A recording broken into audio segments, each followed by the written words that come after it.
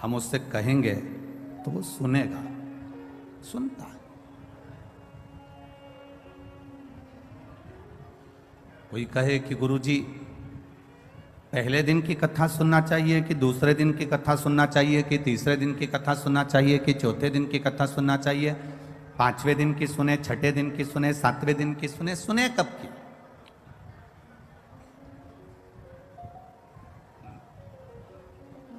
सात दिन की शिवपुराण है, 7 कोस का गोवर्धन पर्वत है।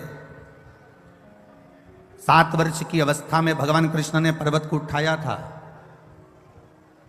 7 दिन में आपका और हमारा जन्म हुआ है। रविवार, सोमवार, मंगलवार, बुधवार, गुरुवार, शुक्रवार, शनिवार, ये 7 दिन में आप भी पैदा हुए और हम भी पैदा हुए। कोई रविवार को हो गया, कोई सोमवार को हो गया, कोई मंगलवार को हो गया, कोई बुधवार को हो गया, कोई शुक्रवार को हो गया, कोई शनिवार को हो गया। 7 दिन में अगर जन्म हुआ है तो 7 दिन में ही हमारी मृत्यु भी है। अलग से कोई दिन हमारे लिए मरने के लिए नहीं आएगा। रविवार को जन्म हुआ, सोमवार को बड़े हुए, मंगलवार को ब्याह हुआ, बुधवार को बच्चे हुए, गुरुवार को बीमार पड़े, शुक्रवार को हॉस्पिटल गए और शनिवार को सीताराम हो गए। ये 7 दिन ऐसे ही निकल गए। अब इन 7 दिन में से अगर एक क्षण, एक दिन, एक पल, एक घड़ी, यहां तक शिव महापुराण की कथा कहती है कि एक क्षण की भी अगर हमने शिव महापुराण की कथा को श्रवण करा है तो हमने अपनी जिंदगी को सार्थक बना लिया, हमने अपने जीवन की सार्थकता प्रकट कर दी। कोई कहे कि पहले दिन की कथा सुने कि दूसरे दिन की कथा सुने कि तीसरे दिन की सुने, जिससे भगवान हमारे मन की मनोरथ पूर्ण कर दे। हम कहते जो दिन आपको मिल जाए, जो क्षण आपको मिल जाए, जो पल आपको मिल जाए, जो घड़ी आपको मिल जाए, आप उस बीच में भगवत भजन करें। कोई गारंटी है? अरे बोलो तो रे मैनपुरी वालों, कोई गारंटी है कि तुम 80 साल जियोगे कि 70 साल जियोगे कि 100 साल जियोगे कि 50 साल जियोगे? यहां तो शिव पुराण की कथा कहती है एक दिन की भी गारंटी नहीं है महाराज। एक कपड़ा लेकर आते हो तो उसकी गारंटी दे देता है, मेरी 1 साल की गारंटी है कि इस कपड़े का कलर नहीं जाएगा। एसी लेकर आते हो तो उसकी गारंटी हो जाती है, तो उसकी गारंटी हो जाती है। सीमेंट की बोरी लेकर आते हो तो उसकी गारंटी हो जाती है। ईंट लेकर आते हो तो उसकी गारंटी हो जाती है। सरिया लेकर आते हो तो उसकी गारंटी हो जाती है। कूलर, फ्रिज लेकर आते हो तो उसकी गारंटी हो जाती है। पर केवल किसी को ले जाकर अपनी पत्रिका भी दिखा दोगे और वो पंडित जी ने कह दिया कि ये तो 80 साल जिएगा, तो तुम पंडित जी से कह दो कि लिख कर दे दो कि गारंटी कार्ड बना दो कि मैं 80 साल तक जीऊंगा, तो पंडित जी भी कह देंगे ये कोई भरोसा नहीं कि तू 80 साल जिएगा, क्योंकि शरीर की कोई गारंटी नहीं, ये कब चलेगा, इसका प्राण पखेरु कब समाप्त हो जाएगा, इसकी कोई गारंटी।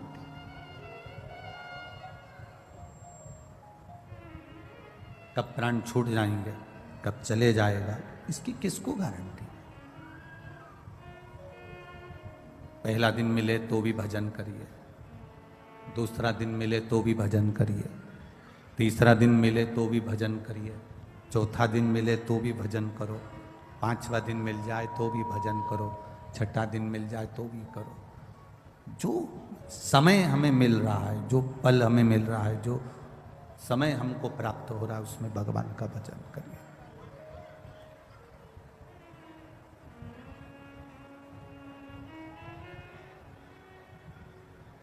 एक देवराज नाम का ब्राह्मण जिसने कभी शंकर भगवान के मंदिर का द्वार नहीं देखा, कभी नहीं गया,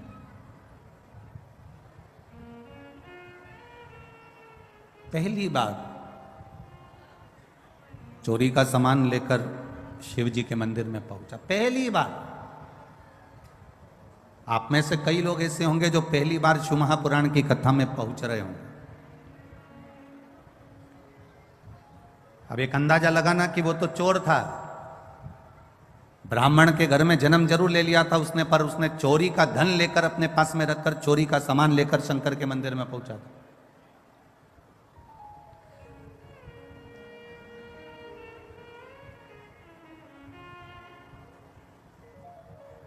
आप में से कई लोग ऐसे हैं जो पहली बार शंकर जी के मंदिर में आ गए होंगे, पहली बार शिव महापुराण की कथा में गए होंगे। कई लोग पहली बार शंकर की कथा को सुनने के लिए इस पंडाल में बैठे होंगे। कई लोग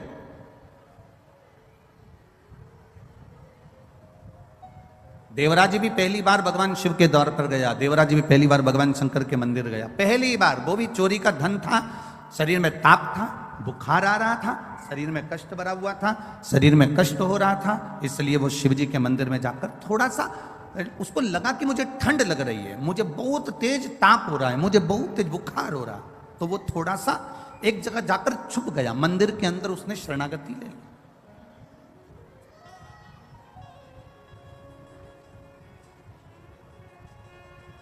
कैसे भी गया, पर गया तो शिव के मंदिर में।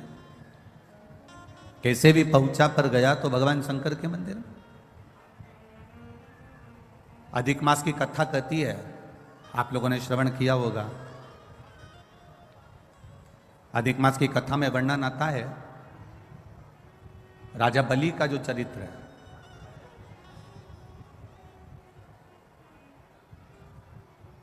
ये राजा जो बलि था, जिसके दरवाजे पर भगवान वामन भगवान भिक्षा मांगने के लिए गए, इसका चरित्र अधिक मास की कथा में स्कंद पुराण में भी आता है, विष्णु पुराण में भी आता है, वराह पुराण में भी आता है, वामन पुराण में भी आता है, कूर्म पुराण में भी आता है, मत्स्य पुराण में भी इसका वर्णन आता है। कौन था ये राजा बलि? क्यों इतना बड़ा दानवीर बन गया? क्यों भगवान को इसके दरवाजे पर भिक्षा मांगने जाना पड़ा?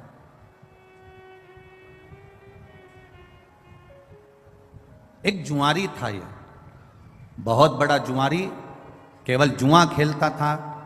इतना बड़ा दोस्तों के साथ बैठकर जो जुआ खेलना चालू करा, जुआ चलता रहा, हर बार हारता था। जुए में आज तक नहीं जीता। कभी उसने जुए में विजय प्राप्त करी ही नहीं, कभी जीत ही नहीं पाया। जितने लोग आस्था चैनल पर कथा सुन रहे हैं, जितने फेसबुक यूट्यूब पर कथा सुन रहे हैं, और जितने इस मैनपुरी के पावन प्रांगण में, वनखंडेश्वर मंदिर के इस पावन प्रांगण में कथा सुन रहे हैं, बड़े सावधानी से सुनिए। कभी नहीं जीता, जुआरी था। अब जुए में लिप्त रहा करता था, जुआ खेला करता था, जुए में लगा रहता था। एक दिन एक शंकर भगवान के कोई उपासक, शिव के कोई भक्त बैठे थे और भगवान शंकर की आराधना में डूबे हुए थे। जुआरी ने विचार करा कि मैं करूं तो करूं क्या, कि मेरी जीत कैसे हो जाए, मैं जीतूं कैसे? ऐसा कोई कार्य करा जाए जिससे मेरी जीत हो जाए और सब कुछ मेरा हो जाए। परंतु ये आज तक जिंदगी में कभी जीता ही नहीं था।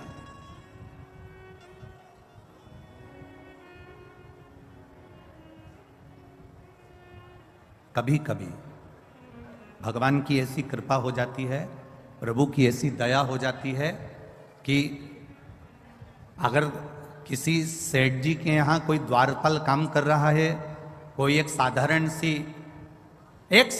सी किसी मंत्री के यहाँ, किसी कलंत्री के यहाँ, किसी संतरी के यहाँ, बहुत बड़े ऑफिसर के यहाँ अगर कोई एक व्यक्ति साधारण सा बेचारा चौकीदारी करता है, कोई काम करता है, कोई साधारण कार्य में लगा रहता है, कभी शिव की उपासना, कभी जीवन में उसकी धर्म पत्नी ने अगर भगवान शंकर की भक्ति करी होती है, शंकर की आराधना करी होती है, शिव तत्व को जाना होता है, तो कभी कभी ऐसी कृपा हो जाती है किसी के यहाँ चौकीदारी करने वाला एक साधारण सा व्यक्ति भी कब राज सिंहासन पर जाकर बैठ जाता है, लोगों को मालूम ही नहीं पड़ पाता है।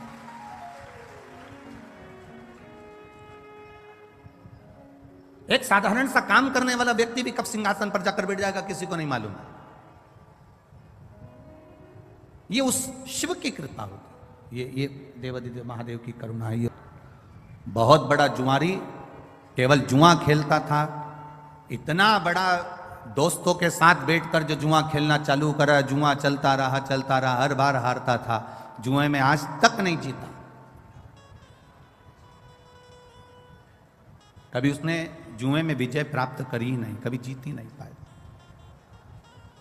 जितने लोग आस्था चैनल पर कथा सुन रहे हैं, जितने फेसबुक यूट्यूब पर कथा सुन रहे हैं और जितने इस मैनपुरी के पावन प्रांगण में, वनखंडेश्वर मंदिर के इस पावन प्रांगण में कथा सुन रहे हैं, बड़े सावधानी से सुनिए। कभी नहीं जीता, जुआरी था। अब जुए में लिप्त रहा करता था, जुआ खेला करता था, जुए में लगा रहता था। एक दिन एक शंकर भगवान के कोई उपासक, शिव के कोई भक्त बैठे थे और भगवान शंकर की आराधना में डूबे हुए थे। जुआरी ने विचार करा कि मैं करूं तो करूं क्या, कि मेरी जीत कैसे हो जाए, मैं जीतूं कैसे, ऐसा कोई कार्य करा जाए जिससे मेरी जीत हो जाए और सब कुछ मेरा हो जाए। परंतु ये आज तक जिंदगी में कभी जीता ही नहीं था।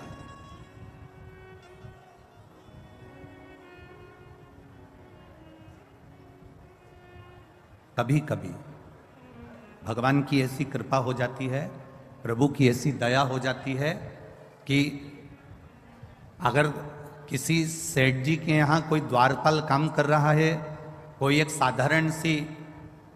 साधारण सी किसी मंत्री के यहाँ, किसी कलंत्री के यहाँ, किसी संतरी के यहाँ, बहुत बड़े ऑफिसर के यहाँ अगर कोई एक व्यक्ति साधारण सा बेचारा चौकीदारी करता है, कोई काम करता है, कोई साधारण कार्य में लगा रहता है, कभी शिव की उपासना, कभी जीवन में उसकी धर्म पत्नी ने अगर भगवान शंकर की भक्ति करी होती है, शंकर की आराधना करी होती है, शिव तत्व को जाना होता है, तो कभी कभी ऐसी कृपा हो जाती है किसी के यहाँ चौकीदारी करने वाला एक साधारण सा व्यक्ति भी कब राज सिंहासन पर जाकर बैठ जाता है, लोगों को मालूम ही नहीं पड़ पाता।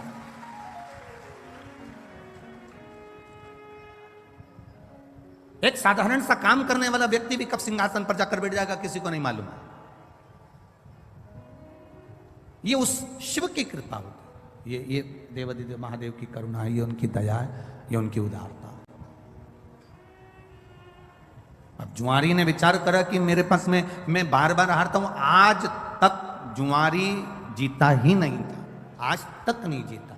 आज पहली बार मंदिर के सामने से जा रहा था, संत आंख बंद करके बैठे हुए थे, उनके पास में उनका कमंडल रखा हुआ था, एक छत्र रखा हुआ था, उन्हीं के पास में एक सुंदर सा आसन रखा हुआ था।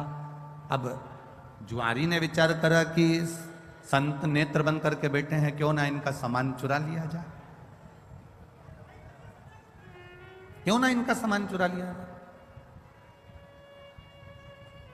बहुत सारे लोग आएंगे कथा में, बहुत सारे लोग, आप लोग आए हैं कथा सुनने के लिए,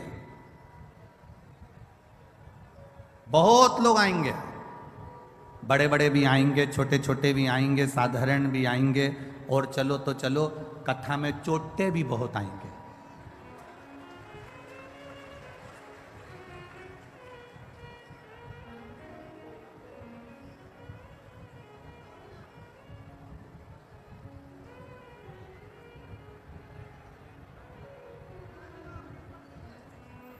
दो लोग बहुत जल्दी गायब होते हैं महाराज। अगर मैनपुरी वाले सब बात अच्छे से संभाल ले तो हमारा मन है कि मैनपुरी में कथा जरा जोरदार आनंद से करी जाए।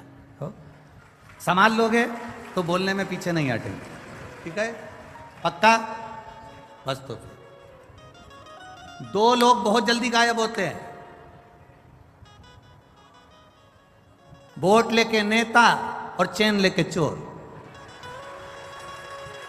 बहुत जल्दी गायब हो जाते। अब मिलेगी क्या? एक वीडियो किसी मीडिया वाले ने बड़ा भाव से डाल दिया, एक वीडियो डाला उन्होंने कि बेचारी कल वो शोभा यात्रा निकल रही थी और उसमें दो माताओं की कोई चेन कट गई होगी, वो रो रही थी, तो उनका वीडियो खूब चला और वो रो रही हैं और उनका चेन चली गई, उनकी चेन चली गई। अब इतनी आप लोग टीवी पर कथा सुनते हो, इतनी बार आप कथा में जाते हो, हमने हर बार टीवी पर कथा में कहा, बोला कि नहीं बोला, ईमानदारी से बोलो रिजीजियो, क्या बोला था? सोने की कोई रकम लेकर कथा में मत जाओ, कीमती सामान लेकर कथा में मत जाओ, अपना कोई सामान लेकर कथा में मत जाओ, केवल अगर लेकर जाना तो 2 पानी की बोतल लेकर जाओ, और अपने बैठने के लिए अपने को कोई दवाई वगैरह, वैसे तो शिव महापुराण में किसी चीज की जरूरत नहीं पड़ेगी, ये विश्वास रखिए देवादिदेव महादेव से। पानी की 2 बोतल साथ में लेकर जाओ, और बन सके तुम्हारे घर में अगर रोटी थोड़ी 2-4 ज्यादा बना लो, तो तुम जहां बैठकर कथा सुनती हो, अपनी पड़ोसन के लिए, कोई बाहर से कथा सुनने के लिए आया है, उसके लिए 4 रोटी अचार ऐसा बांध कर लेकर आओ, और उसका मुंह झूठा करा कर जाओ। इतना जरूर हम शिव पुराण में कर।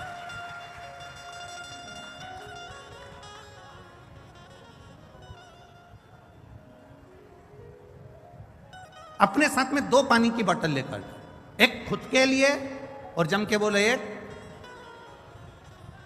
अड़ोसी पड़ोसी और पीछे वाला धड़ोसी, तो उसके एक पानी की बोतल जरूर लेकर। और अगर कहीं का बीच में पानी की बोतल देने भी आए तो उसका हाथ जोड़ लो कि मेरे को 3 घंटे की कथा में से 2.5 घंटा सुनना है, आधा घंटा आशीष भी ले लेते हैं, 2.5 घंटा बचता है, मुझे कथा सुन लेने दो, क्योंकि एक 10 रुपए की बोतल में मेरी करोड़ों की दौलत हाथ से ना खसक जाए, इसलिए मैं हाथ जोड़ूं तुम्हारे, मेरे को नहीं चाहिए।